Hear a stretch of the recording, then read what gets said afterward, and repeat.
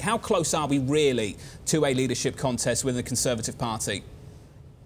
Well, it's very hard to say, as always. I mean, the questions that one has to ask are, does the Tory party really want a leadership challenge, take the eye off the ball, and that would really divide it even more than it is at the moment? And also, Conservative lawmakers, they are very clear that they don't want to tumble into an accidental general election, which would risk bringing Jeremy Corbyn to power. So those are the sort of big caveats before we talk about, the leadership challenge. Now, her authority is clearly very weakened. I mean, just this morning we had a Conservative rebel referring to one of her most recent proposals as thoroughly stupid. When have you ever heard such language of a prime ministerial proposal from her own side? So, her authority is damaged, but also the party is so divided. On the one hand, she has to work to keep on side the sort of soft Brexiters, if you like, those who want to maintain ties to the EU, and then snapping at her heels the whole time. She's got the Brexiteers, the Boris Johnsons, the Liam Foxes pushing her towards a bolder, more sort of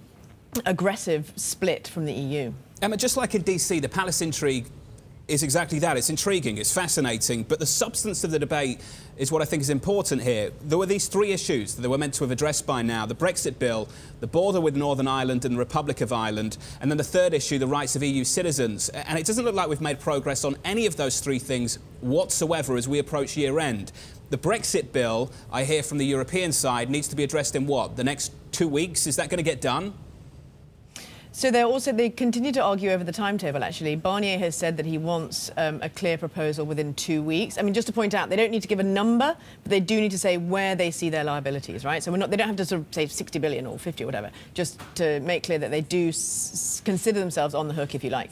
But Barnier says he wants it within 2 weeks. That would be sort of end of November, so that the machine of the EU, if you like, can draft the summit conclusions, to have it all templated, if you like, so that when the summit actually comes round, they are prepared. They do not want to be doing negotiating in the summit room in mid-December, and they have made that very clear to May. Now, David Davis has said that the real deadline actually is December, and so we'll have to see which side prevails. But normally in these things, the EU side, they do tend to control things when it comes to the timetable.